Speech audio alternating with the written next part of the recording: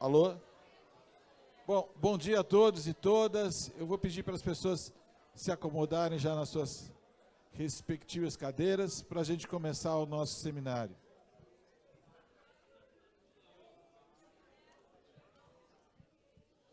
Antônio, vamos sentar. Lu.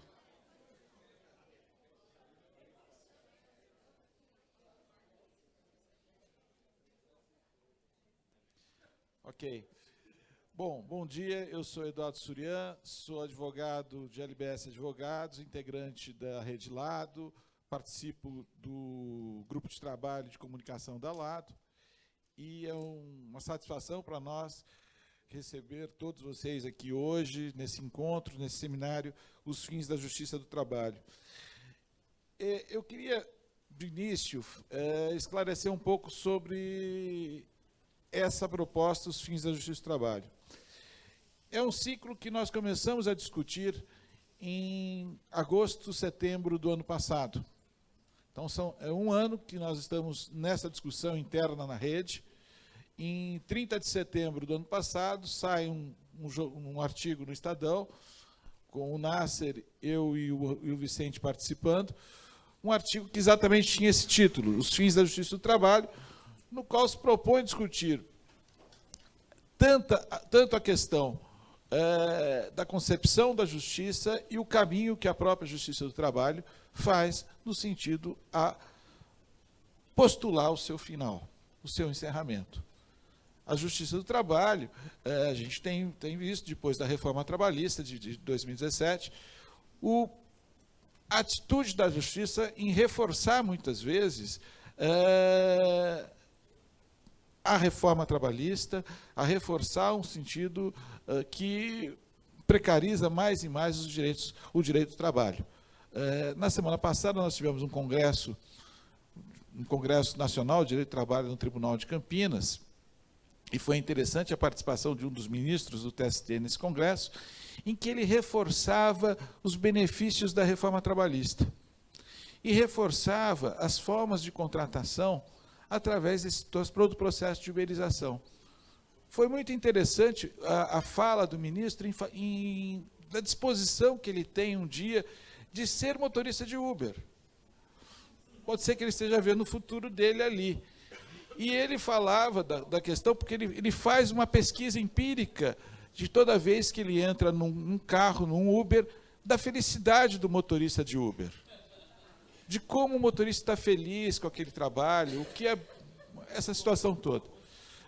Provavelmente ele tenha conversado com o ministro Barroso, quando do episódio da discussão da terceirização. De repente, no avião, um empresário amigo trouxe toda essa posição para ele.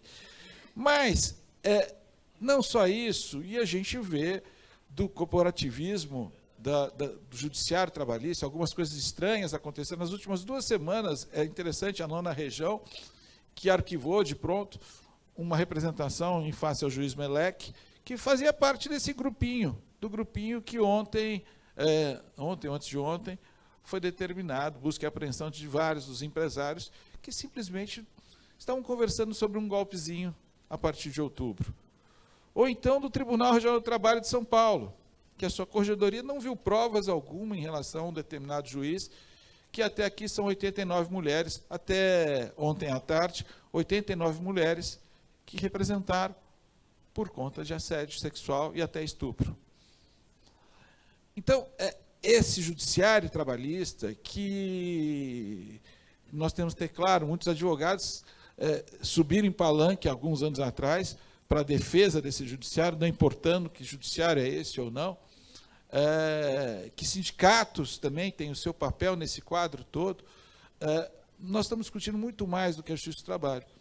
E essa discussão envolve a discussão do direito do trabalho, envolve a discussão do nosso modelo sindical, envolve muita coisa num ano que daqui a praticamente 30 dias a gente vai estar decidindo muito a respeito dos próximos anos. Bom, o seminário de hoje são 4 painéis, sempre iniciando pela manhã às 10 horas e um painel no período da tarde. Vocês receberam um folder que tem todos os painelistas, Tem um QR Code aqui que o pessoal organizou com toda a informação nas cercanias aqui do hotel, restaurantes, atividades em São Paulo, tudo isso. E nós temos que pensar o seguinte, tem muita gente aqui que é de São Paulo, muita gente de fora, mas esse evento da Rede Lado, a Rede Lado, para quem conhece, assim, ouviu falar e está aqui, a Rede Lado são 25 escritórios de 14 estados, todas as regiões do país representadas na rede, praticamente em torno de 400, 450 advogados que integram essa rede. Quer dizer, esse ciclo de um ano interno foi um ciclo de discussão envolvendo todos esses advogados. Para se ter uma ideia, foram 4 debates com participação de convidados, Ricardo Antunes, o MST, a CUT, vários atores sociais discutindo com nós a respeito do tema. Além disso, foram pelo menos 15 artigos publicados na Carta Capital nesse período todo, em torno desse tema. E agora a gente faz a conclusão desse ciclo com esse seminário de 2 dias aqui, com a participação de todos vocês. A Susa vai presidir a primeira mesa, vai coordenar a primeira mesa, eu já chamo a Susa para dar início aos trabalhos, e um bom seminário para todos nós, e que, sem dúvida, daqui 30 dias a gente comemore um pouco mais.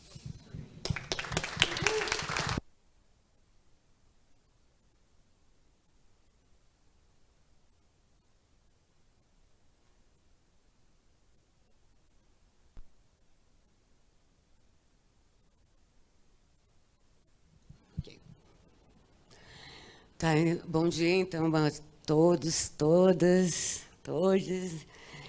E nós, então, vamos iniciar esse seminário que a gente vai discutir sobre a questão, e como já foi colocado pelo Eduardo, sobre os fins da justiça do trabalho, né? Como eu estava conversando com a Lara, né? A gente precisa falar sobre isso, né? Precisamos conversar sobre isso. É uma alegria imensa, né, a gente poder estar aqui se reunindo presencialmente, conversando. Nós já tivemos uma oportunidade da Rede Lado, mas muito mais aqui também para discutir esse tema. Então, eu agradeço a presença de todos e todas e desejamos que tudo que as nossas reflexões aqui possam gerar frutos e que todos sejam bem-vindos a esse evento. Eu sou Susan Zilli, eu sou sócia do escritório Melo e Zilli Advogados, também nós integramos a Rede Lado. E esse primeiro painel, nós vamos discutir uma questão social em 3 atos, do início aos fins da justiça do trabalho. E parece bem isso, né? E eu vou fazer, então, a apresentação, agora apresentando os nomes que irão começar essa reflexão nesse primeiro painel. A Flávia Máximo, ela já pode vir aqui. A Flávia é doutora em Direito do Trabalho, né? Fique à vontade, né? Pode ser, colher, pode sentar. Então, a Flávia ela é doutora em Direito do Trabalho em Cotutela, tá? Entre a Universidade Federal de Minas e a Universidade delle Studi di Roma, Tor Vergata. Professora adjunta do Direito Processual do Trabalho e Direito Previdenciário na Universidade Federal de Ouro Preto. Tá? Então, essa é a Flávia. E a Marilane Teixeira também. Prazer, Marilane. Fique à vontade. A Marilane, ela é economista, doutora em desenvolvimento econômico pela Universidade de Campinas, Unicamp, professora e pesquisadora do Centro de Estudos Sindicais e Economia do Trabalho da Unicamp. Prazer. E esse é o nosso amigo, querido amigo, né? Que ele tentou me dizer como é que eu deveria pronunciar o nome. Eu disse, não, vou simplificar.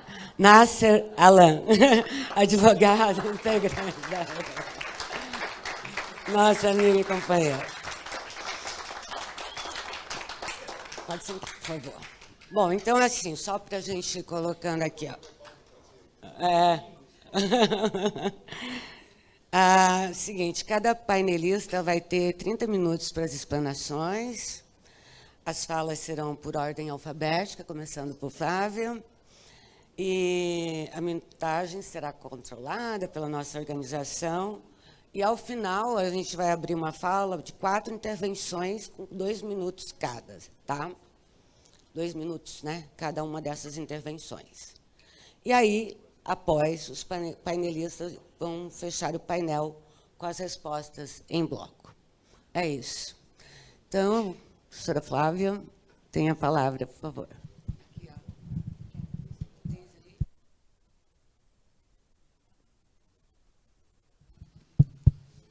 Pronto. Bom dia a todas, todes e todos. Bom dia, né, gente? Sou professora. Tem quem? Nossa! Não. Depois das aulas online, a gente vira palhaço de circo. E aí, vocês estão aí, né? Então, bom, primeiramente, eu gostaria de agradecer o convite da Rede Lado, na pessoa do Vicente. É um prazer colaborar para essa rede. Eu venho colaborando com essa rede desde a época que eu era doutoranda na UFMG e me sinto parte dela, então agradeço esse acolhimento. E eu também queria ressaltar que eu acredito muito na Rede Lado, porque eu acredito que hoje as redes, sejam sindicais, advocatícias, sejam as formas de luta e de produção de conhecimento mais adequadas, porque conseguem subverter estruturas hierárquicas, ultrapassam o território físico, né, para além de muros palpáveis, em um mundo em que a tecnologia não conhece barreiras, né? E talvez o que mais importe em uma rede é que elas já nascem coletivas. Então, obrigada por estarem renovando a advocacia trabalhista, que muitas vezes se perde no individualismo e no capital cultural, que distancia da concretude da vida da própria classe trabalhadora. Bom, eu queria também cumprimentar meus colegas de mesa, professora Marilene Teixeira, um prazer, e Nasser Amada, que a gente conversou ontem. É com muita alegria, né, que eu compartilho pela primeira vez o debate com vocês. E, bom, eu gostaria de começar a minha fala exibindo uma imagem, que eu pedi para exibir, mas... bom... E com uma pergunta: de onde você está olhando e quem você está vendo? Eu faço essa pergunta porque não existe teoria jurídica nua. Nenhuma teoria do direito pode ser etérea sem ter um conhecimento situado. O direito é localizado em relações de poder, em termos de geopolítica e corpo política de conhecimento. Por isso, para produzirmos um conhecimento jurídico, devemos nos localizar em termos econômicos, sociais e históricos. Então, conversando com o Nasser ontem, comentamos sobre a ambiguidade do título que ele construiu, junto a outras pessoas, neste seminário: Os Fins da Justiça do Trabalho. Com esse título instigante, eu poderia falar sobre o fim, a destruição neoliberal dos direitos sociais e, consequentemente, da função protetiva da justiça do trabalho, que é corroborada por corporativismo, falaciosas teses economicistas, que atravessam muitas vezes os próprios magistrados, mas eu acredito que a professora Marilene Teixeira fará isso com muito mais brilhantismo do que eu. Eu poderia falar do fim, da finalidade paradoxal capitalista da justiça do trabalho, que, assim como o direito do trabalho, é imbricada na colonialidade do poder, mantendo a divisão racial e sexual laboral instaurada na colonização, que perpassa as próprias entranhas dessa jurisdição. Afinal, cerca de apenas 2% das magistradas trabalhistas são mulheres negras, e a maioria delas é juíza substituta. Eu poderia falar sobre tudo isso, mas uma produção de conhecimento jurídico deve ser situada. Devo considerar de onde eu estou falando e quem eu estou vendo. Por isso, a obra O Grande Masturbador de Dalí está aqui atrás de mim, um artista atravessado por imensas contradições. Há uma infinitude de ambiguidades, de paradoxos que acompanha a origem e o desenvolvimento da justiça do trabalho. O que nós conseguimos ver hoje é uma escolha, é uma dessas possibilidades. E diante dessa miríade de possibilidades, em tempos de necropolítica e de austeridade, em que temos que lutar pela soberania democrática de uma eleição, eu fiz uma escolha situada.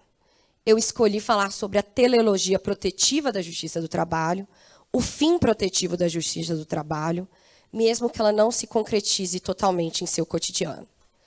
E observem, mesmo ao dizer que eu não vou falar sobre as contradições inatas à justiça do trabalho, eu já falei, assim como a obra de Dalí, que está atrás de mim.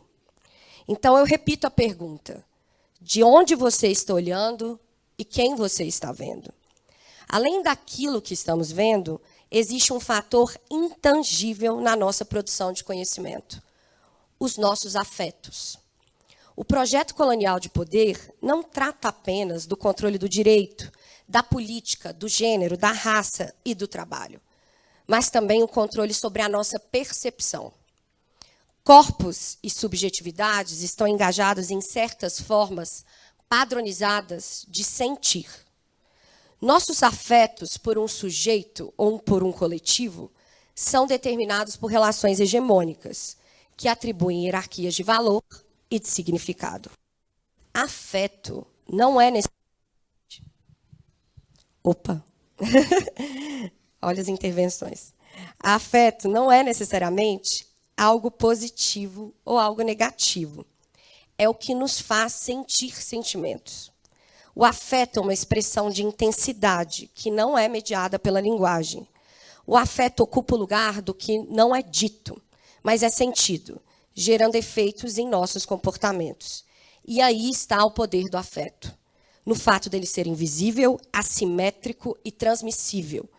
Trata-se de um sentir coletivo, situacional, mas que não é verbalizado e não é consciente. Percepções afetivas não podem ser concebidas como resultado de estados mentais individuais, mas como consequência da relação entre sujeitos, que determinam configurações sociomateriais.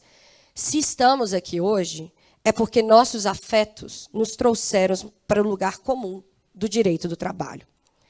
Mas o sentir coletivo é canalizado de maneira orquestrada e imperceptível, o que pode manter ou subverter relações de poder.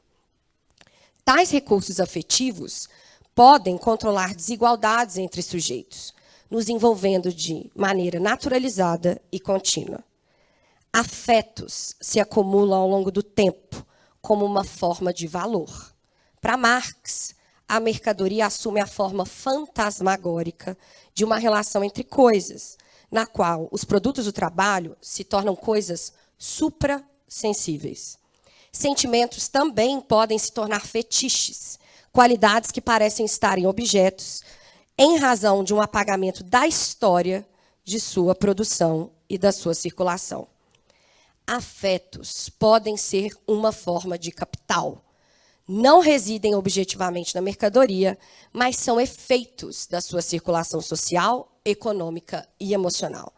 A ordinariedade das coisas, dos corpos, dos espaços, é também efeito da reificação capitalista afetiva. Apesar de ser crucial para a expansão do projeto colonial de poder, a atmosfera afetiva neoliberal vem sendo subestimada pelo direito, inclusive pelo direito do trabalho. Como nos relata Edgardo Lander, a dificuldade em imaginar sistemas de sociabilidade mais justos deve-se, em grande parte, ao fato que o neoliberalismo é concebido apenas como uma teoria econômica ignorando sua atuação como modelo civilizatório. O neoliberalismo é uma síntese de valores da sociedade liberal moderna eurocêntrica, que diz respeito ao ser humano, à natureza, ao progresso, ao conhecimento e à história. O sistema neoliberal é baseado em interações entre o racional e o emocional, tornando o afeto e a sua ecologia em um poder em si mesmo. As relações entre os nossos corpos e os nossos afetos são capturadas pelas transformações neoliberais, por um regime de medo e insegurança. Uma atmosfera afetiva de medo se exprime em condomínios fechados, mas também em culturas de repulsão, aporofobia, racismo, sexismo. A primeira reação da dimensão afetiva neoliberal, quando está em crise diante de insurgências coletivas, é produzir mais ansiedade e incerteza.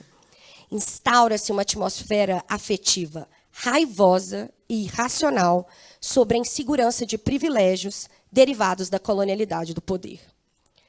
Toca-se no repositório afetivo de angústias coloniais, com a promessa urgente de reformas, a exemplo da reforma trabalhista e previdenciária, movidas por uma política de comoção quase tão universalista quanto aquela da colonização, por um sentimento messiânico que se apresenta em prol do progresso, da segurança e da democracia. Conforme essa atmosfera afetiva neoliberal, a flexibilização de direitos sociais torna-se uma condição intransponível para a geração de empregos e crescimento econômico. Logo, há uma relação entre a ativação da atmosfera afetiva neoliberal, da sua ansiedade, da sua insegurança e da precarização de direitos e o crescimento de uma insurgência coletiva capaz de gerar um dano nessa ordem estabelecida. Uma insurgência coletiva que é capaz de gerar uma outra política de afetos. O medo busca a preservação de um de nós, em antecipação do dano. A instalação da incerteza busca, mais do que um objetivo específico de curto prazo, mas a manutenção de um sistema de inferiorização do outro. Exemplo disso é o fortalecimento dos feminismos, que culminou com a assunção da primeira presidenta mulher no Brasil e seu respectivo golpe. Ou das lutas decoloniais, com a derrubada de estátuas de brutais colonizadores, como a do escravocrata Borba Gato, que geraram prisões abusivas. A dimensão afetiva neoliberal trata de pôr ansiedade, principalmente a quem pensa que exerce o poder, mas, na verdade, constitui a imensa classe que vive do trabalho. A justiça do trabalho não escapa dessa dimensão capitalista do sentir. O regime afetivo neoliberal faz com que esse ramo seja historicamente marginalizado. Apesar de existirem instituições judiciárias nos mesmos moldes em outros países, a exemplo da Alemanha, a atmosfera de abjeção à justiça no trabalho no Brasil é sentida com violência. A repulsa tem um papel fundamental para a preservação da dominação colonial, pois gera um impulso de rebaixar e destruir quem e o que ameaça o establishment. A justiça do trabalho gera o sentimento coletivo neoliberal de repúdio, porque ela incomoda.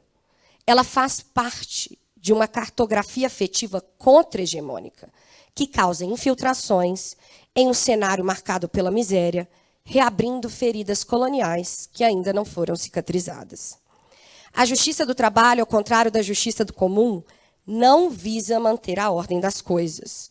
Ela foi construída para perceber a desigualdade da relação, na qual um dos sujeitos detém o poder diretivo e o outro, na melhor das hipóteses, permanece jurídica, econômica e psicologicamente sujeitado em um contrato de adesão, traduzido pelo paradoxo do trabalho livre e subordinado.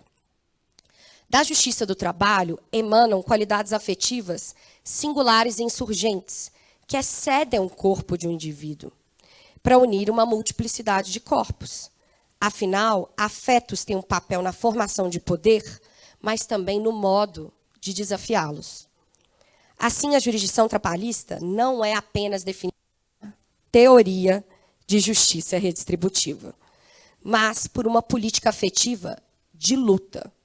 Ela não foi construída em um contexto de ética abstrata, pois foi reerguida por resistências coletivas históricas, por mortes, por sangue e insurreição contra o autoritarismo civil e militar. Embora tenha surgido próximo ao Estado Novo e tenha se desenvolvido durante o regime militar, a Justiça do Trabalho foi e ainda é um dos poucos espaços para a discussão de afirmação de direitos sociais. Quer se trate do passado, quer se trate da atualidade, e em níveis diferentes, a Justiça do Trabalho possui uma atmosfera afetiva contra-hegemônica que marca a sua história. Mesmo assim, a Justiça do Trabalho ainda enfrenta o arranjo emotivo neoliberal que lhe conecta, paradoxalmente, ao oportunismo da classe trabalhadora, ecoando o mito da outorga de Getúlio Vargas. Exemplo disso foi o governo Fernando Henrique Cardoso, que, utilizando o discurso neoliberal de repúdio à Justiça do Trabalho, chegou a declarar que o fim da jurisdição trabalhista seria o fim da era Vargas. A historiografia da luta de construção da jurisdição do trabalho, silenciada pela narrativa hegemônica da própria academia, não começa com a sua positivação na Constituição de 34, ou com a criação do Conselho Nacional do Trabalho, em 1923, ou com a influência política anarquista da imigração branca europeia do século XX, que teria mobilizado ações coletivas, despertando a consciência de classe na nossa inerte classe trabalhadora brasileira. A história de luta da construção da justiça do trabalho se confunde com a nossa luta de construção do direito do trabalho. Um direito paradoxalmente dissidente, que expande uma contrapolítica afetiva desde a colonização. A exemplo da greve dos ganhadores, de 1857, em que pessoas negras, escravizadas e libertas, paralisaram as ruas de Salvador por uma ação de resistência não apenas contra a escravidão, mas contra o modo de organização entre trabalho e capital. Portanto, a dimensão afetiva da justiça do trabalho é fruto de conhecimento adquirido pela opressão vivenciada historicamente pela classe trabalhadora. Nada disso se passa num espaço abstrato, de pura imaginação, mas sim de violência experimentada na carne, enquanto coletividade. A sua política afetiva de luta, derivada de corpos trabalhadores em sua concretude, é o que alimenta o seu pensamento social crítico, gerando comportamentos e afetos que tentam subverter o padrão colonial do poder, diversamente de outras teorias jurídicas. Por isso, a justiça do trabalho suscita a aversão imediata daqueles que não querem uma mudança na política neoliberal de afetos, que não querem compartilhar o espaço do aeroporto com seu porteiro, que não querem que sua empregada doméstica transite no mesmo shopping. A dimensão neoliberal do sentir tem uma gramática própria, que não pode ser capturada pela linguagem, mas absorve estímulos não verbalizados, reproduzindo contextos históricos cruéis. No âmbito dessa política afetiva capitalista, é possível verificar integrantes do próprio judiciário que a reproduzem, afirmando sem nenhuma responsabilidade epistêmica que existe um mercado bilionário fomentado pelas condenações da justiça do trabalho. Ou que o Brasil é responsável por 98% dos processos trabalhistas do planeta. Ou, nas palavras de outro magistrado, a cultura da justiça do trabalho de hipersuficiência forjada pela advocacia trabalhista é a grande responsável pela aversão que lhe aflige. Essas afirmações de magistrados são feitas sem pesquisas, sem fontes confiáveis, baseadas no seu egocentrismo ou em notícias isoladas de internet, ou talvez de WhatsApp.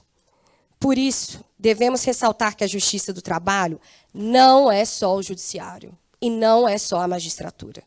O fim, a finalidade afetiva da justiça do trabalho é constituída por nós, essa interseccional classe que vive do trabalho, o que gera o ódio neoliberal à manutenção desse espaço de resistência.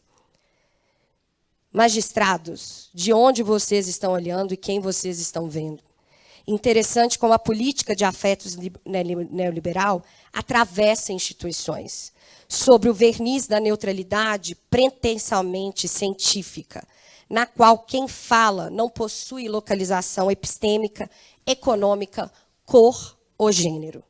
Quem fala e é ouvido como discurso não reconhece seus privilégios e culpabiliza a legislação protetiva, a advocacia, os sindicatos e a própria classe trabalhadora pela sua pobreza. É ilógico, mas faz parte da construção neoliberal emotiva de racionalidade e do equilíbrio, da manutenção da ordem das coisas. Mas qual é a ordem das coisas? 5 anos depois da reforma trabalhista, os empregos prometidos não surgiram. A economia não cresceu, de acordo com dados do IBGE. Além disso, hoje, 4 a cada 10 trabalhadores são informais. No Brasil, os nordestinos e os negros foram os que mais perderam renda de trabalho na pandemia. Além disso, antes da pandemia, 33% das mulheres negras estavam abaixo da linha da pobreza. Em 2022, mesmo com auxílio emergencial, essa taxa está mais alta, em 38%. Que ordem das coisas?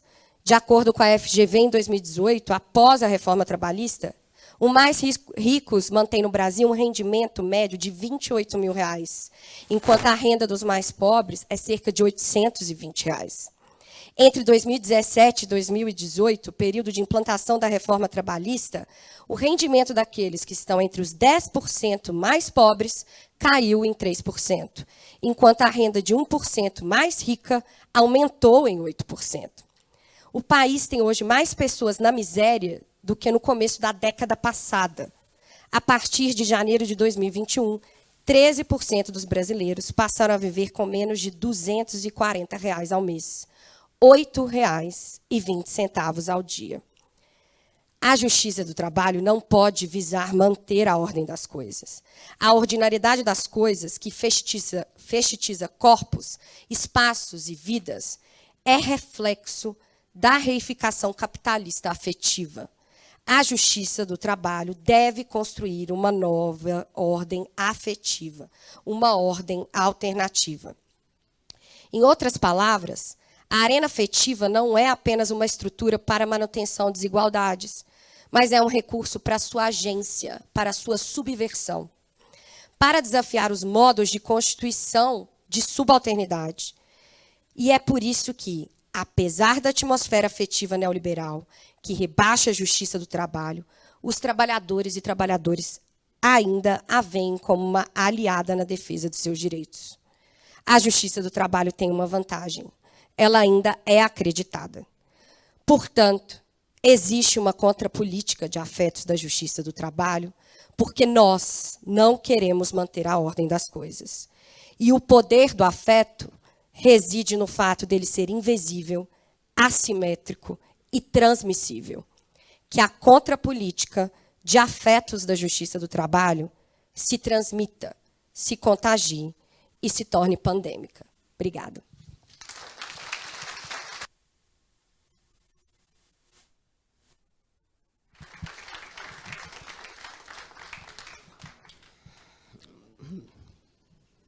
Obrigada, então.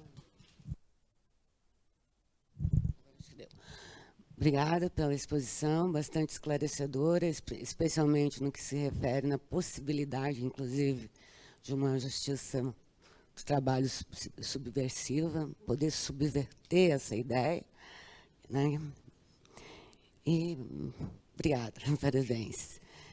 Então, eu vou passar agora a palavra para a professora Marilane Teixeira. Fique à vontade. Bom dia a todas, a todos, a todes. Quero começar cumprimentando muito bem. Aprenderam, né? Tá certo. Bom, pelo menos eu não estou pedindo para ninguém ficar de pé e bater palma, né? A vontade veio.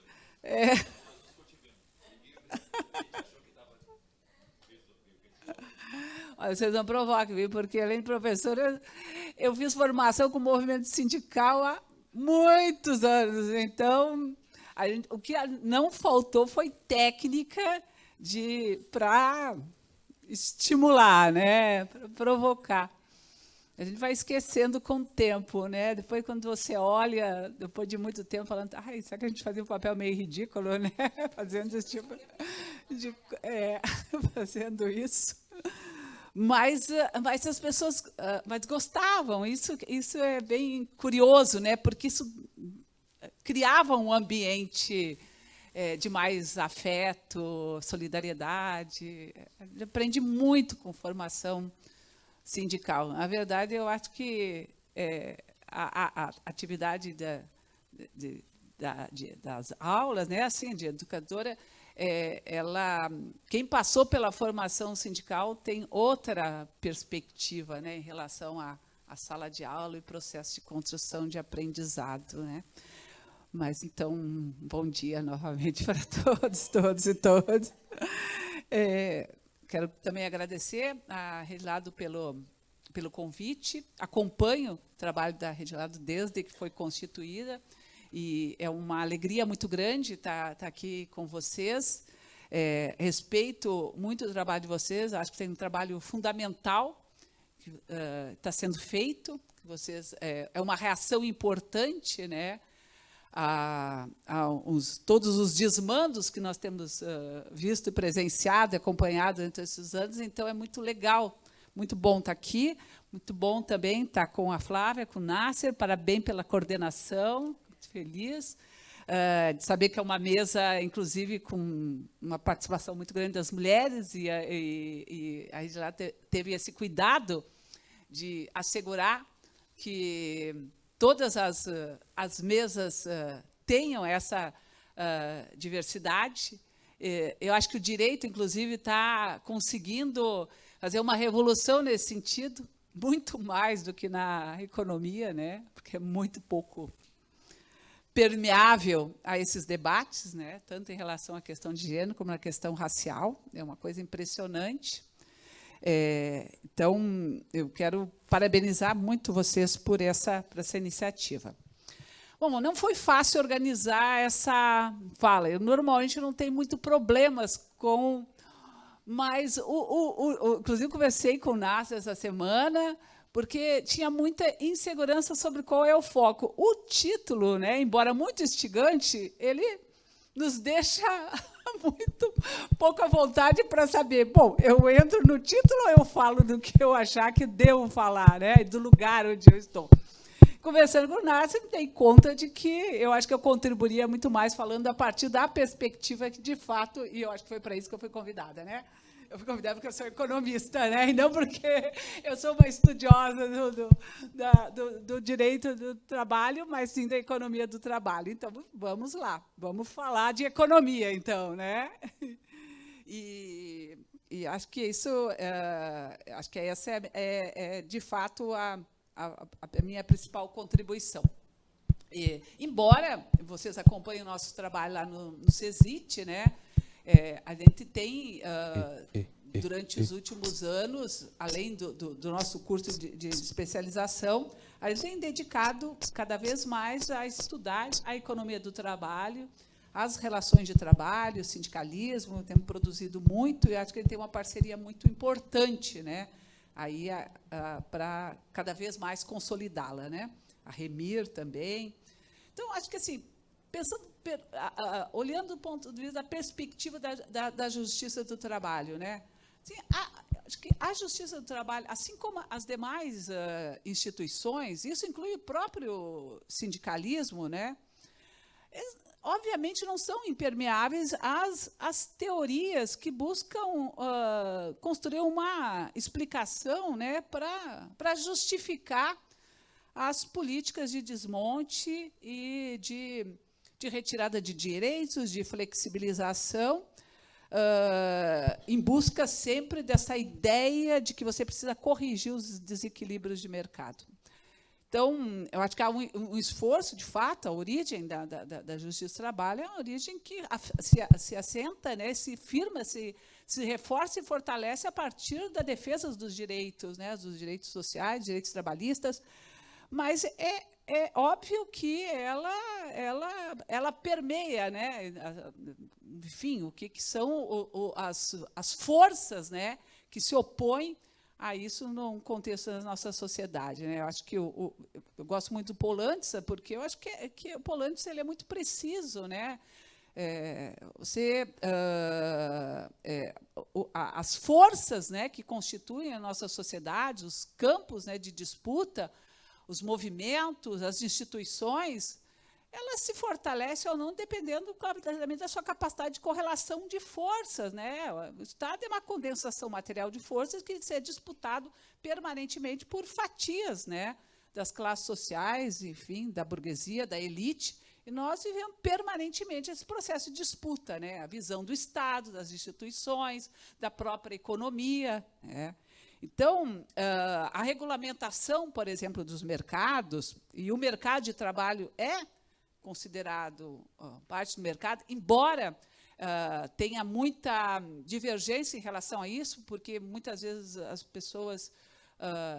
eu tenho esse questionamento a partir do direito. Não, o mercado de trabalho não é um mercado como outro qualquer. Mas o problema é que, no sistema capitalista, é um mercado. Porque é considerado um mercado, porque é onde tu transaciona de alguma maneira, né? Não é a relação entre compradores e vendedores, mas entre quem compra e vende a força de trabalho. Então, se a gente quiser ser bastante rigorosos com os conceitos marxistas, né, o que é a força de trabalho, né? O que é um mercado de trabalho? É um espaço de venda e compra da força de trabalho. Então, infelizmente, o mercado como outro qualquer. Agora, claro que a nossa perspectiva vai para além disso, porque o mercado de trabalho parte do pressuposto em que você tem dois campos, né, evidentemente marcados por uma assimetria, né, e a força de trabalho em muito maior número, condições de muito maior desigualdade, né, disputa, né, de certa forma, o espaço, né, não só para o acesso ao mercado de trabalho, o emprego digno, um salário, etc., né? Mas que tem os seus direitos respeitados, mas tu tem uma fatia enorme que está fora do mercado de trabalho, que é o mundo do trabalho. Então, o mundo do trabalho é muito maior do que o mercado de trabalho, né? O mundo do trabalho, no Brasil, hoje, muito mais de 100 milhões de pessoas, né? Porque o mundo do trabalho reúne toda a informalidade, o trabalho por conta própria, que não é considerado, de alguma maneira, muitas vezes, no mercado de trabalho, né? Então, no sistema capitalista, essa ideia de que a regulamentação dos mercados e também do mercado de trabalho é uma forma de você, de alguma maneira, corrigir os recursos escassos e empregá-los de forma eficiente. Então, no mercado de trabalho, para o capitalismo, como é que você usa com eficiência os recursos produtivos que estão disponíveis. E a força de trabalho é um deles. Então, para o sistema, para a maior parte das empresas, o que não interessa assegurar empregos, salários dignos para a maioria das pessoas. Os negócios, olhando do ponto de vista individual, olhando do ponto de vista dos interesses do empregador, do empresário, o que interessa é maximizar seus lucros. Então, e ele vai fazê-lo, obviamente, muitas vezes produzindo menos do que ele poderia produzir em termos de escala. Mas ele tem que atingir um ponto ótimo, que é quando os seus custos não pressionam os seus lucros, né? Ou seja, quando ele obtém ganhos de produtividade que chegam no seu ponto máximo. Se ele contratar mais uma pessoa, ele vai elevar os seus custos e vai reduzir as suas margens de lucro, vai piorar seus ganhos de produtividade e, portanto, ele não vai incorporar. Então, ele pode pagar altos salários, bons salários, mas para uma parcela muito pequena da sociedade. E pouco interessa se a maior parte está desempregada ou se poderia contratar mais pessoas ganhando salários menores, mas ampliando o nível de emprego, porque isso, obviamente, vai comprometer os seus negócios, né? Então, essa que é o que a gente chama de o máximo de eficiência alocativa. Esse é o sistema capitalista. É assim que ele funciona. E a única forma que você tem de tentar, vamos dizer, as maneiras que você tem de tentar minimizar ou reduzir, vamos dizer, esses efeitos é, de fato, criando instituições, regulamentações, regulações que possam permitir que de alguma maneira, se rompa, né, com esse bloqueio. E, claro, que vamos dizer, no campo da teoria econômica, você tem muitas tentativas de explicar por que esse é um dos grandes dilemas do capitalismo. Por que o desemprego é tão alto, o que a gente chama de desemprego involuntário, né? O desemprego involuntário é essa ideia de que as pessoas estão desempregadas não porque elas estejam em transição, procurando outros trabalhos, etc. Não, é porque elas gostariam de estar trabalhando e não estão. Por que o sistema não consegue resolver esse dilema? Bom, nós, do ponto de vista da teoria econômica, construímos uma explicação para isso a partir da teoria keynesiana. Bom, é um problema de demanda agregada. Não tem, e essa é a nossa explicação até hoje. Nós continuamos reafirmando esse problema como um problema de demanda agregada, um problema de demanda efetiva. Ou seja, tem desemprego porque você tem um problema de demanda efetiva. Está se produzindo menos do que poderia se produzir. Então, você está, obviamente, gerando um efeito, né, que é as pessoas estão desempregadas, mas elas não têm acesso a bens, serviços, etc. E como é que você retoma essa capacidade? Bom, lá as teorias clássicas vão dizer o seguinte: não, o sistema se autoequilibra. As empresas contratam e aumenta a oferta de bens e serviços, e isso é suficiente vai gerar emprego e vai gerar demanda. Bom, Keynes falou assim, não é assim. A Grande Depressão dos anos 30, as crises todas que ocorreram, elas mostram que esse sistema, essas respostas são absolutamente insuficientes e que tem que ter Estado. Que é o Estado que é o indutor do desenvolvimento da retomada da atividade econômica. A iniciativa privada é fundamental, é essencial, mas precisa do Estado para dar o primeiro impulso. E aí a iniciativa privada, respondendo a essa demanda do Estado por meio da elevação dos gastos, passa a produzir, contratar e, portanto, você retoma o nível de atividade econômica e o mercado se volta a se equilibrar. Só que isso, evidentemente, é uma explicação macroeconômica. As questões que ficavam, do ponto de vista da teoria econômica, é o seguinte: bom, mas como é que você resolve na relação entre quem contrata e quem vende a força de trabalho, que é o campo que a gente chama da micro, né? Que nós, que somos, vamos dizer, mais herdeiros da teoria keynesiana, não consideramos. O problema é que essas teses, elas ganharam muita relevância a partir dos anos 60, dos anos 70, com o que a gente chama dos novos clássicos e dos novos keynesianos, e que, de alguma maneira, influencia e continua influenciando muito a visão em relação a como opera a economia, do ponto de vista micro, né? E isso também vai influenciar, em grande medida, decisões judiciais, a própria reforma trabalhista, o sentido da reforma. Então, opera com esses valores, né? E quais são esses valores, né? Que o problema do mercado de trabalho, quer dizer, o problema do desemprego, é um problema que vamos dizer, se resume no excesso de rigidez. Essa é a tese que ganha centralidade na economia, entre esses vários autores, de que é o excesso de rigidez. Veja bem, não é exatamente...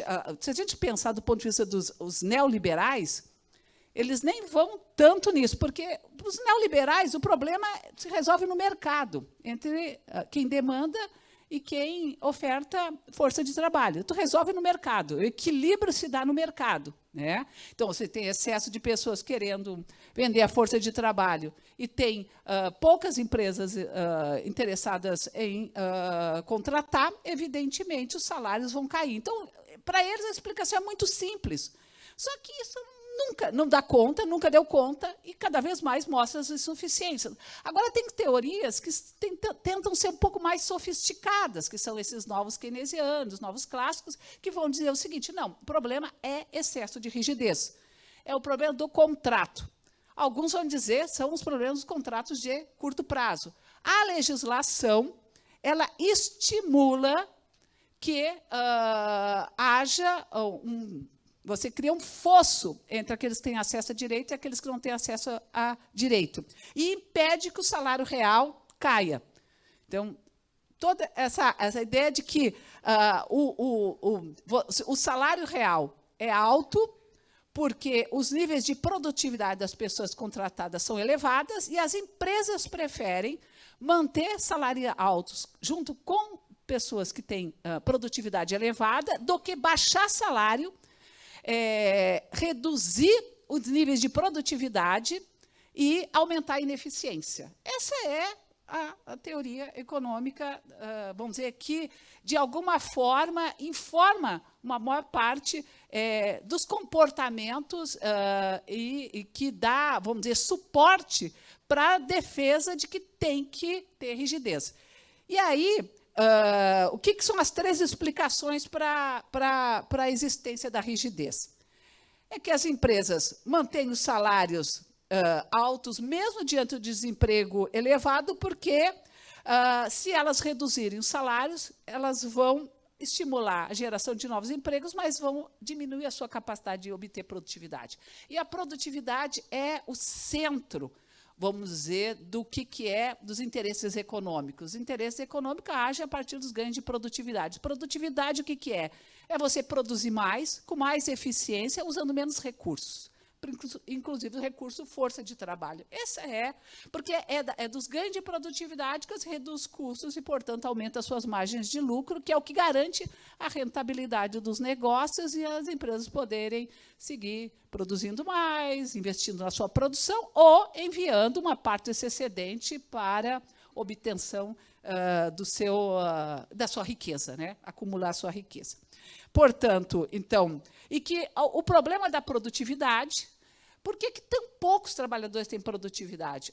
Porque tem um problema de eficiência, uma ineficiência do mercado, porque os níveis de qualificação são muito baixos, os níveis de escolaridade são muito baixos, e aí a gente vê recorrentemente o discurso de que o problema no Brasil é um problema de escolaridade, é um problema de falta de qualificação, e que, portanto, tem uma parcela muito pequena da classe trabalhadora que estaria apta a poder acessar os melhores empregos, porque é ela que tem acesso à melhor educação e os melhores níveis de qualificação. E que a maior parte... Né? Agora, parte de uma ideia de que, como todos os setores, toda a estrutura de mercado tivesse capacidade de eficiência suficiente para oferecer empregos de qualidade, quando não é essa a realidade. Não é essa a realidade. A nossa realidade é uma realidade em que você tem milhares de empresas, milhões de empresas que agem e que atuam de forma informal e que têm um nível de rotatividade altíssimo e um nível de qualificação muito baixo, por conta do nível de rotatividade estimula a pouca qualificação. Mas aí a justificativa é o seguinte: mas a culpa é do Estado e do excesso de regulação. Porque, ao impor às empresas, e às pequenas empresas, inclusive, regras para se formalizarem, para se tornarem legais, muito excessivas e rigorosas, desestimulam a legalidade e a formalização, e, portanto, elas operam na margem do sistema.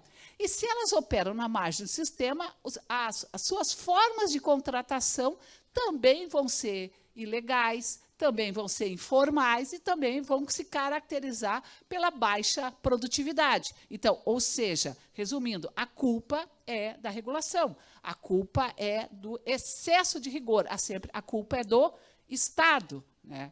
E isso está nos principais documentos que foram produzidos nesse último período para justificar a reforma trabalhista. Está no documento do GAET. Quem aqui teve a oportunidade de ler aquele documento, a primeira parte dele está dedicada justamente aos pressupostos econômicos. E todos os argumentos giram em torno do debate da produtividade e do excesso de rigor em termos de legislação e de reconhecimento das empresas. Né? Então, isso por que uma parte do mercado, então, incentiva a pagar salários mais altos? Porque busca eficiência. Então, portanto, eu prefiro pagar R$30 mil no trabalhador, que eu sei que vai ter um nível de eficiência alto, do que contratar 3 ganhando 10. Porque, segundo eles, a produtividade vai cair. Então, essas são as explicações. Evidentemente, isso está num terreno que, para nós, é absolutamente abstrato, né? Porque é quase que irreal, porque, na verdade, é isso.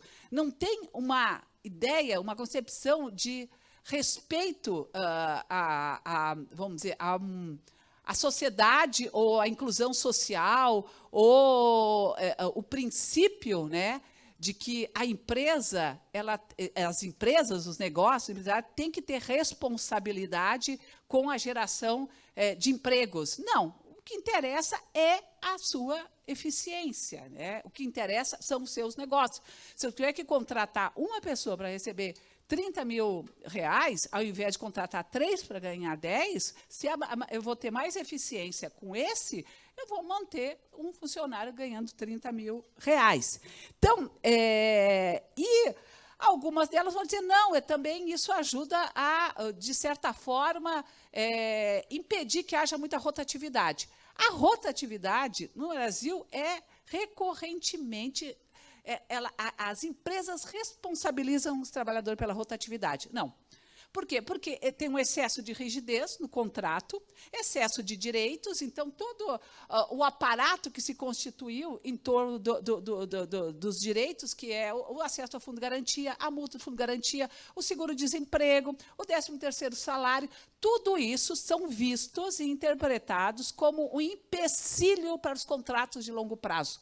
Ou seja, esses benefícios, eles estimulam os contratos de curto prazo. Por quê? Porque o trabalhador trabalhadora 6 meses no emprego, vai recorrer ao seguro-desemprego, aí vai ficar 3, 4 meses parado, vamos dizer, usufruindo, né, do seguro-desemprego, como se fosse uma fortuna, vai ter acesso à multa do fundo de garantia, em alguns casos negociar com o empregador para garantir que seja dispensado e poder ter acesso ao fundo de garantia de tempo de serviço, devolve a multa e vai se beneficiar. Então, vamos dizer, esses atrativos, eles impedem que haja contratos de curto prazo. E as empresas, diante desses atrativos, se desestimulam para fazer, por exemplo, investir na qualificação profissional.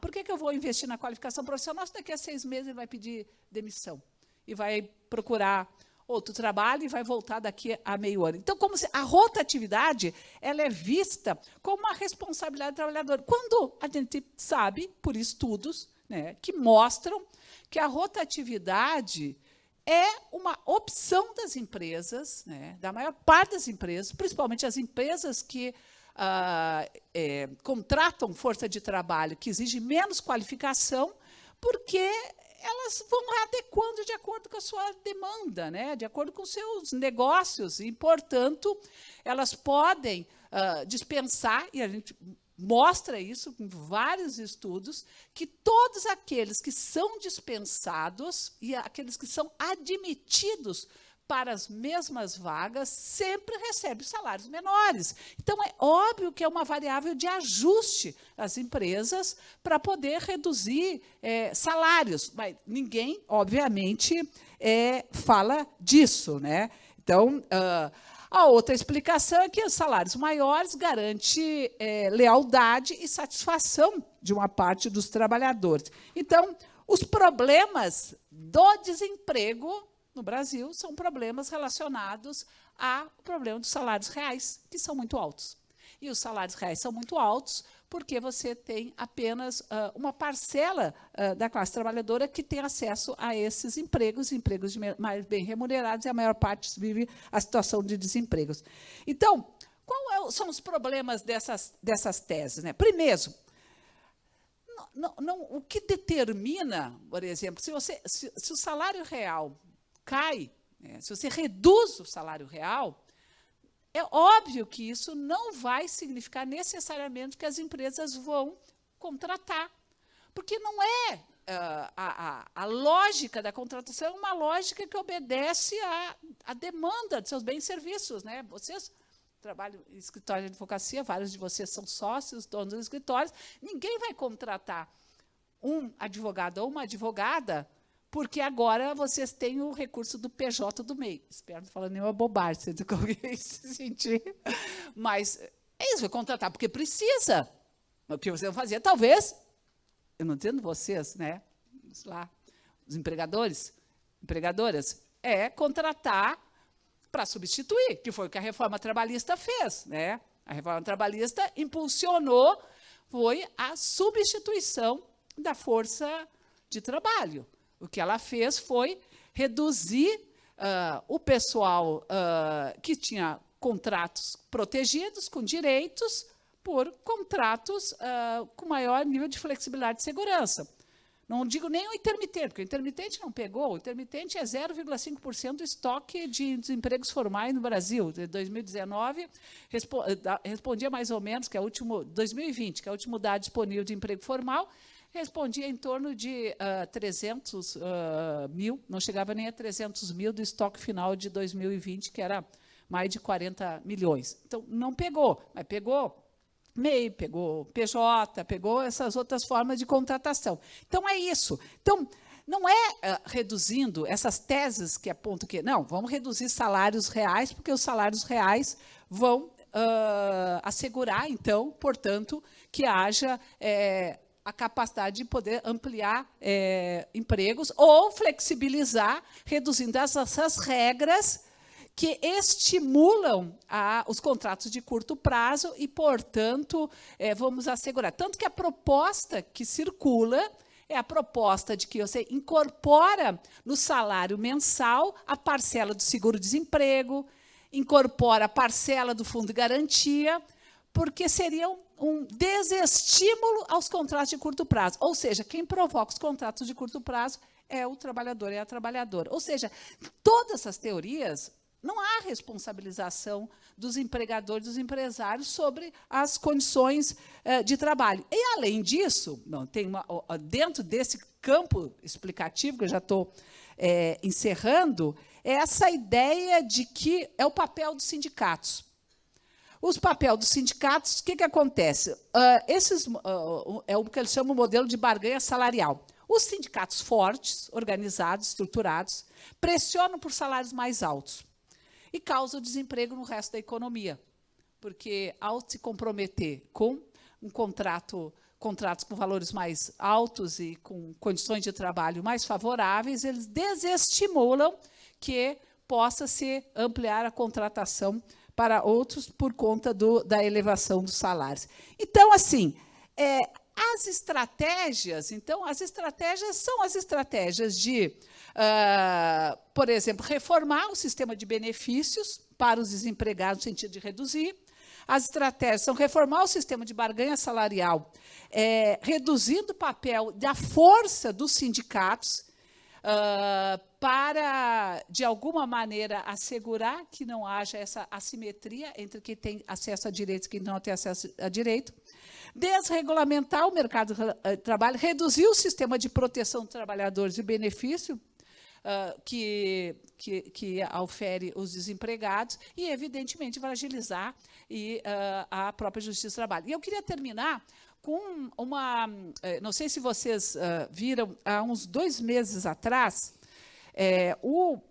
circulou um documento não, na verdade, uma notícia, porque a gente não conseguiu ainda ter acesso ao documento, de um estudo feito pela USP, professores da USP, acho que da área da economia, alegando que a reforma trabalhista ela teria gerado, desde a reforma trabalhista, 1.700.000 empregos no Brasil, graças à cobrança, ou seja, a responsabilização do trabalhador que entra na Justiça do Trabalho e que, diante, né, do reconhecimento de que ele não tem aquele direito, ele era responsável pelo pagamento das custas, né?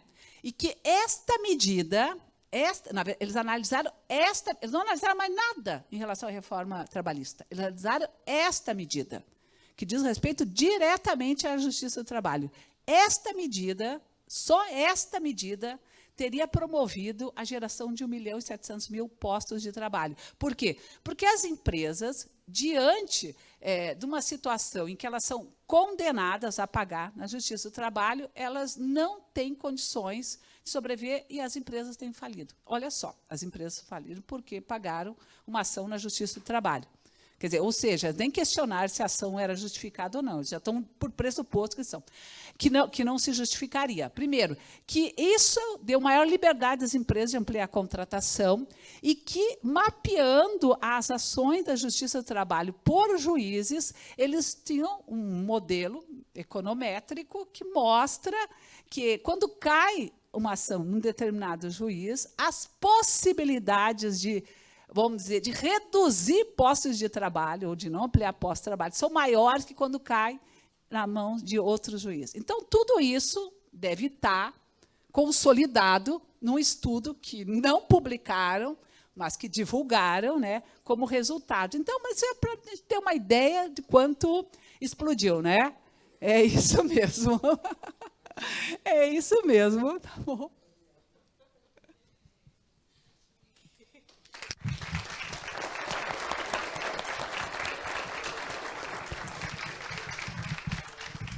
Professora, obrigada pela aula, foi brilhante.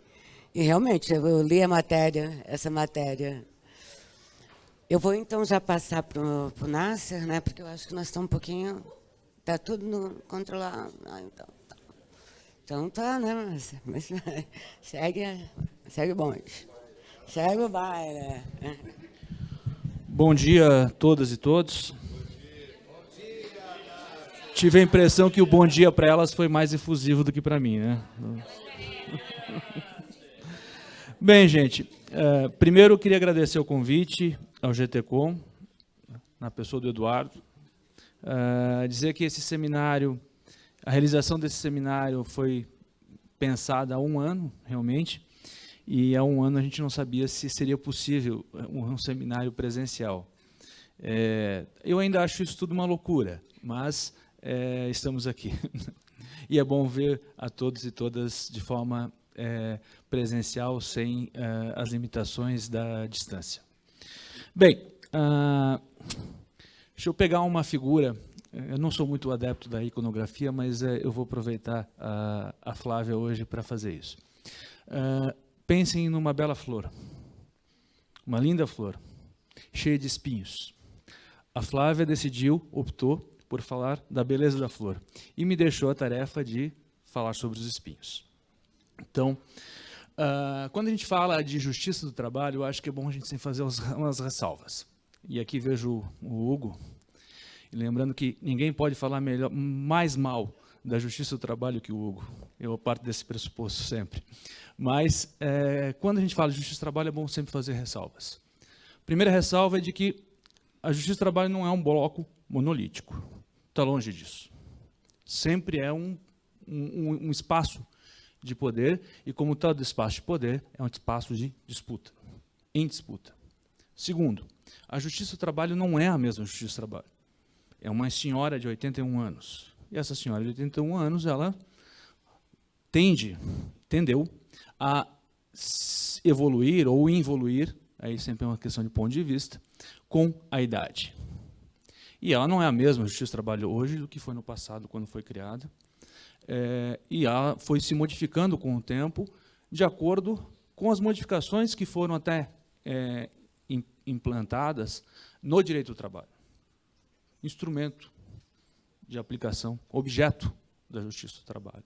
E o direito sindical, o direito do trabalho, as modificações legislativas ou mesmo modificações de interpretação produzidas pela própria Justiça do Trabalho foram levando à modificação e ela foi se moldando a isso.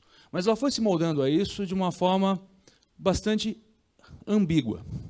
E o título, Os Fins da Justiça do Trabalho, ele queria carregar essa ambiguidade, a ambiguidade da Justiça do Trabalho. Porque eu posso falar de os fins. Quais são os fins da Justiça do Trabalho, no sentido de qual é a finalidade dela, qual é o papel social que ela tem, ou eu posso pensar no fim da Justiça do Trabalho, no sentido de extinção da Justiça do Trabalho. E aí não é só uma questão de opção, é uma questão de conjuntura, de correlação de forças e de disputa. Então, quando a gente fala de Justiça do Trabalho, a gente não está falando que todo mundo na Justiça do Trabalho pensa exatamente assim, como se fosse um bloco monolítico. A doutora Daniela falará à tarde junto com o Hugo, ela fez um trabalho sobre o neoliberalismo do judiciário trabalhista. Nem todos os magistrados e magistradas de Justiça do Trabalho são neoliberais, mas hoje eles se hegemonizam. E quando a gente fala de Justiça do Trabalho, a gente fala do bloco, do grupo ou do pensamento que se hegemonizou ao longo do tempo. Fazendo essa ressalva, inicio. Bem, Justiça do Trabalho foi criada em 1939. Instalada em 1941. E por que ela foi criada? Antes da década de 30, na Primeira República, o empresariado brasileiro ele sustentava a liberdade de trabalho, o princípio da liberdade de trabalho, que se encerrava em um tripé. Primeiro, não intervenção do Estado nas relações individuais de trabalho. Portanto, o Estado não poderia intervir na compra e venda da força de trabalho. É uma relação do mercado. E o mercado não pressupõe intervenção estatal. É a lei da oferta e da procura que regula. Segundo, não reconhecimento dos sindicatos como interventores dos trabalhadores nas relações de trabalho, porque isso desequilibraria as forças. Porque numa relação de compra e venda, há uma simetria, há uma paridade de forças entre quem compra e quem vende a força de trabalho. Quando você joga um ente coletivo, uma associação, a coletividade traz força e desequilibraria as relações. E, portanto, se o sindicato negociasse pelos trabalhadores, os empregadores se fragilizariam. E o terceiro ponto era a não intervenção dos sindicatos nos critérios, na forma de contratação. Aquela discussão de que só poderiam os empregadores contratarem trabalhadores sindicalizados. Primeira República. As leis trabalhistas começam a ser editadas a partir da segunda metade da década de 20, então antes mesmo de Getúlio. E a reação do empresariado à criação de novos direitos sempre foi a mesma. E sempre foi a mesma, não é na época. Sempre foi a mesma, é agora também. Porque é uma reação histórica de resistência, não aceitando novos direitos. E o discurso empresarial é um discurso que vocês estão ouvindo agora. Vou pegar como exemplo o salário profissional da enfermagem. Está falando em piso salarial da enfermagem, é salário profissional, tecnicamente falando, é salário profissional. Salário profissional da enfermagem, o que estão dizendo as empresas do ramo? Vamos quebrar. A gente não aguenta, vamos ter que mandar embora, vamos ter que demitir se tiver que cumprir. Gente, isso vem desde a Primeira República, é o mesmo discurso. Em 1962, quando foi criado o 13º salário, alguém postou esses dias no grupo, o Globo, país vai quebrar com o 13º salário. Isso são 60 anos. Então, essa reação histórica sempre existiu. A segunda forma de reação aos direitos feita pelos empregadores era pragmática. Tudo bem, são direitos, a gente não cumpre. E aí os trabalhadores não detinham, os sindicatos também, formas de efetivar aqueles direitos. E isso era uma reclamação constante, inclusive no tempo da Primeira República, porque os movimentos de trabalhadores faziam as greves, saíam das greves com acordos que depois não eram cumpridos pelo patronato, e eles não tinham meios de fazer cumprir aquilo que tinha sido acordado. Há decisões judiciais, a gente acha, na justiça estadual, na justiça comum, ou outra situação, mas havia uma demanda crescente por um instrumento, por um lugar onde se pudesse fazer com que aqueles direitos fossem concretizados. E aí vem a Justiça do Trabalho com essa perspectiva de efetivar ou fazer o empresariado cumprir os direitos que o Estado novo começava a editar com mais vigor. E aí, talvez, a relação do empresariado com a Justiça do Trabalho se justifique desde lá, né? É uma relação de não afetividade.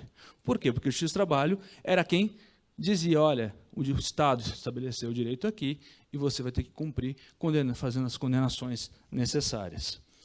Então, ela surge a partir dessa pressão do operariado e, portanto, nesse aspecto, e é o aspecto que a Flávia salientou bastante na fala dela, ela foi extremamente, e é extremamente importante para a classe trabalhadora. Por outro lado, a Justiça do Trabalho tem uma característica ambivalente, ou ambígua. Ambivalente, utilizando aqui a expressão do professor Reginaldo Melhado, magistrado do trabalho em Londrina e professor de Direito do Trabalho da UEL.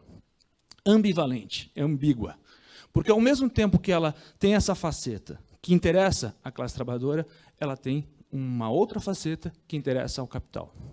Porque essa Justiça do Trabalho, eu brinco que ela dá aos trabalhadores no varejo e retira deles no atacado. Porque a relação do direito individual é uma, mas, em compensação, a relação com o direito coletivo, o direito sindical e os sindicatos é completamente diferente. Então, essa Justiça do Trabalho, que é uma Justiça do Trabalho que, em alguma medida, visava a proteção social, estabelecendo direitos que se traduzem economicamente e que geravam, né, vamos falar no passado, né, riqueza, esses direitos, quando se trata da relação coletiva com os sindicatos, aí é completamente distinto. Porque daí é uma Justiça do Trabalho que vai lá e incrementa e concretiza o aspecto autoritário da legislação. Então, na perspectiva do corporativismo que norteou a aplicação dessa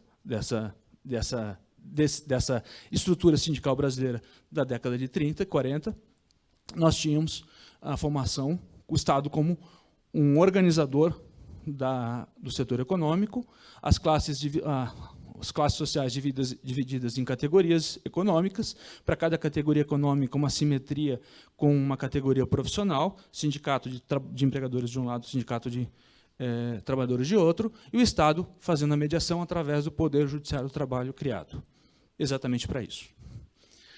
Nessa perspectiva, a luta de classes ela é relegada a um segundo plano, quando não vedada. Interessa a harmonia entre as classes sociais. Interessa a colaboração entre as classes sociais. Interessa que os interesses nacionais se sobreponham aos interesses individuais e coletivos. E os interesses nacionais são os interesses do capital. E, portanto, a Justiça do Trabalho, à medida que, de um lado, ela reconhece e concretiza os direitos sociais que estão estabelecidos na legislação, de outro lado, ela reforça a subjugação da classe trabalhadora através dos seus sindicatos, e também, no âmbito do direito individual, a gente precisa dizer, ela legitima a subordinação jurídica como uma subordinação, legitimando a subordinação jurídica, ela estabelece que o trabalhador se subjuga ao empregador, porque a lei traz essa perspectiva mesmo, né? Tanto que a expressão do artigo 3º é dependência não é subordinação, não fala em dependência, numa perspectiva, inclusive, quase paternal de autoridade, entre o empregador e o empregado, entre o trabalhador e o comprador e o vendedor da sua força de trabalho. Então, essa Justiça do Trabalho ela também tem essa característica, porque ela é a fonte de concretização desse direito do trabalho também autoritário. E essa Justiça do Trabalho ela foi mantida, inclusive nesses aspectos, na Quarta República, que é o regime que se inicia a partir de 1946 e vai até o golpe civil militar de 1964. Basta lembrar que a lei de greve, a lei de greve, na época, um decreto-lei 9.070 de 46, estabelecia limites ao exercício do direito reconhecido na Constituição de 46 à greve, limites tais que, praticamente, os sindicatos poderiam ingressar em greve com autorização do Justiça do Trabalho. Porque era necessário a instauração, primeiro, do dissídio, a tentativa de conciliação, para só daí ser possível a o ingresso das categorias em greve. Essa justiça, essas facetas do Poder Judiciário do Trabalho e do Supremo Tribunal Federal também, em relação aos sindicatos, a classe trabalhadora organizada em seus sindicatos, elas podem ser vistas, por exemplo, numa decisão de 1957, que eu achei bem interessante. Inteligência do artigo... Isso é a emenda. Ministro Rocha Lagoa. Inteligência do artigo 159 da Constituição. O artigo 159 fala da liberdade sindical, que reconhece a liberdade sindical. O princípio da liberdade sindical, estabelecido pela Constituição, tem seu exercício condicionado pela legislação ordinária. Logo, a Constituição ela deve ser interpretada a partir da legislação ordinária, e não o contrário. Nós vamos ver também que essa moda não ficou no passado. Né? A Justiça do Trabalho, essa Justiça do Trabalho, ela vai ser parceira dos governos militares a partir de 64. E vai implementar a política de arrocho salarial, que foi estabelecida. Aqui, o Decreto-Lei 229, ele estabelece o seguinte no artigo 623, reformando o artigo 623 da CLT, dizendo o seguinte: será nula de pleno direito disposição de convenção ou acordo que, direto ou indiretamente, contrarie proibição ou norma disciplinadora da política econômica financeira do governo, ou concernente à política salarial vigente, não produzindo quaisquer efeitos perante autoridades e repartições públicas, inclusive para fins de revisão de preços e tarifas de mercadorias e serviços. É evidente que esse artigo 623 ele não norteava as negociações coletivas, porque os empregadores não tinham lá grande interesse em fazer a concessão e contra as políticas salariais econômicas financeiras do regime militar. O que ele norteava eram os dissídios coletivos. E aí os arroxos salariais não eram aplicados a partir das negociações coletivas. Os arroxos salariais eram aplicados a partir das decisões judiciais da Justiça do Trabalho em processos de dissídios coletivos. Portanto, a Justiça do Trabalho foi parceira do regime militar na política de arroxo salarial. E entrando aqui na ideia do que é a liberdade sindical e da influência do regime militar, ou da intervenção do regime militar nas organizações sindicais, basta dizer que o Decreto 229 de 67, ele estabelece voto obrigatório nas eleições sindicais, sob pena de multa, impossibilidade de quem tivesse os direitos políticos cassados pelo regime ou professasse alguma ideologia de partido político que teria sido cassado, exercer mandato sindical, a retomada da Comissão de Enquadramento Sindical, que tinha sido suspensa por Eurico Gaspar Dutra em 46, eficácia erga omnes dos acordos e convenções coletivas. Até 67, os acordos e convenções eram restritos aos associados e associadas dos sindicatos e poderiam ser estendidos por decisão do Ministério do Trabalho, do Ministro do Trabalho, Indústria e Comércio, como estava no texto do 612 da CLT, que foi revogado. Submissão das negociações coletivas aos interesses estatais. E aí nós temos uma Justiça do Trabalho que vai decidir conflitos coletivos gerados no período da ditadura militar. E aí nós temos a abertura, a nova Constituição de 88. E o processo, importa bastante pensar de que forma se comportou a Justiça do Trabalho a partir daí. Porque a nossa Constituição de 88 ela é quase que híbrida, em alguns aspectos. Porque ela coloca no mesmo patamar a importância, a função social do trabalho, a importância social do trabalho e da livre iniciativa no mesmo inciso.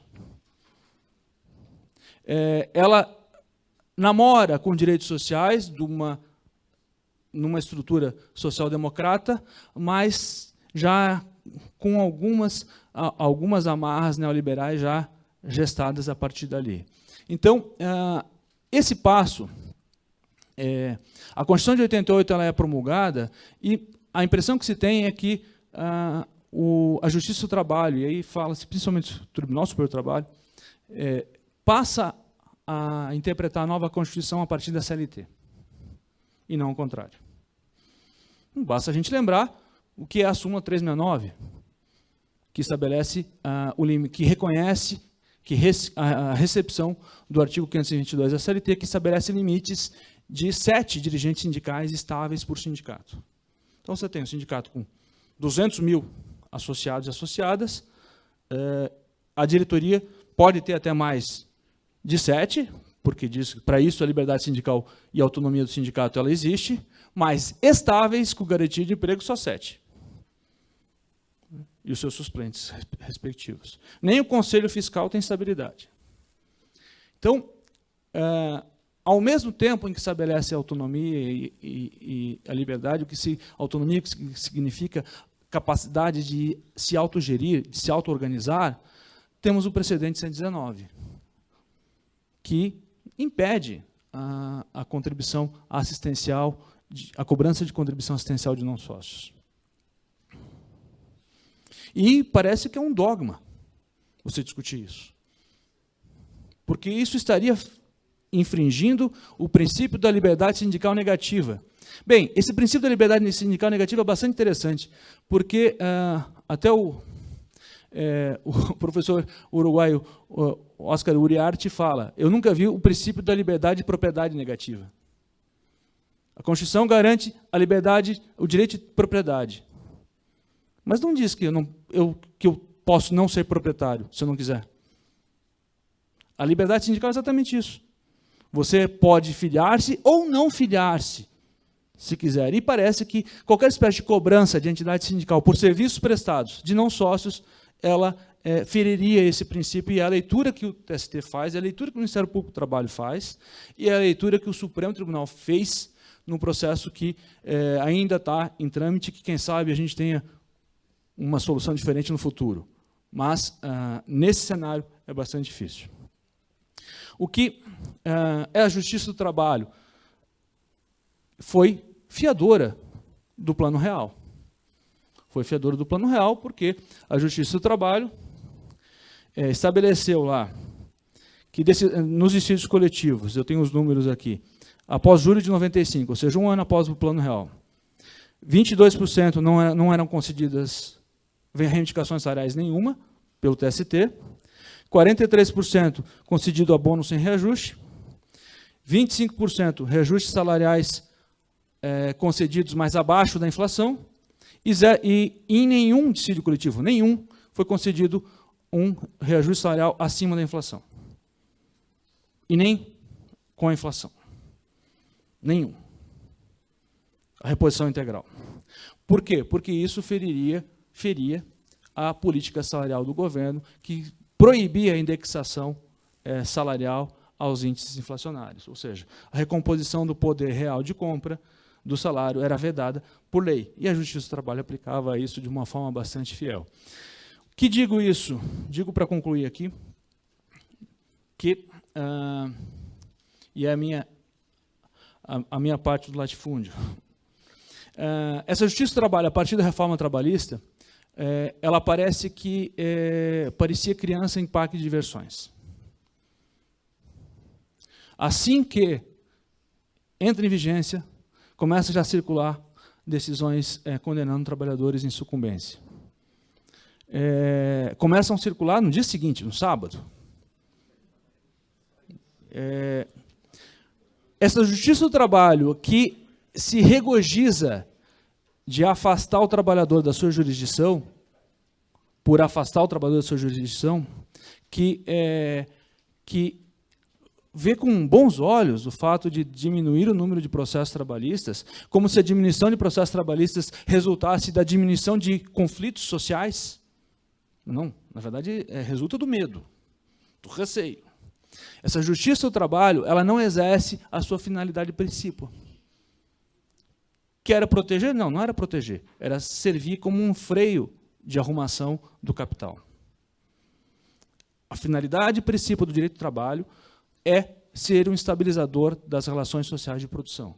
É servir como uma arrumação, de forma a manter a classe trabalhadora controlada, mas também manter limites à exploração dessa classe trabalhadora, porque tem hora que esse controle foge, se não houver esses limites. A Justiça do Trabalho sempre serviu bem a isso. E na perspectiva do que nós vivemos hoje, com esse apanhado histórico para fazer o fecho, eu posso dizer que essa parte que se hegemonizou da justiça do trabalho ao longo do tempo sempre foi muito fiel aos governos, sejam lá quais os matizes deles, e sempre conseguiu enxergar muito bem para onde os ventos estavam soprando. Mesmo quando o governo era mais progressista, havia resistência? Havia resistência, porque daí já tinha a racionalidade neoliberal em boa parte do judiciário. Mas, ainda assim, o Tribunal Superior entendeu que o vento tinha mudado de direção. E veio uma ou outra coisa. O processo de flexibilização negativa de direitos a partir das decisões judiciais foi brecado. Teve a parte progressista da magistratura do trabalho ganhou força, e na disputa dessa correlação de forças, o resultado pode ter sido neutro. Agora, o que vem com a reforma trabalhista pós-golpe é a hegemonização dessa racionalidade neoliberal que estabelece uma forma, um jeito de sentir, de viver, um modo de se posicionar perante o mundo. Não é em que se privilegia os privilégios individuais.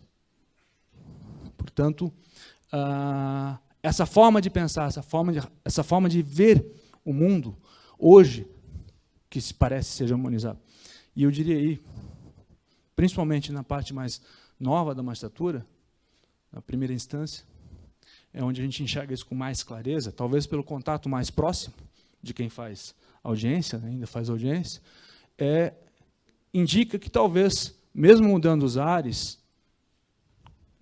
daqui a 35 dias, mesmo que a gente venha mudar os ares e que o governo mude de direção, talvez a gente tenha uma resistência.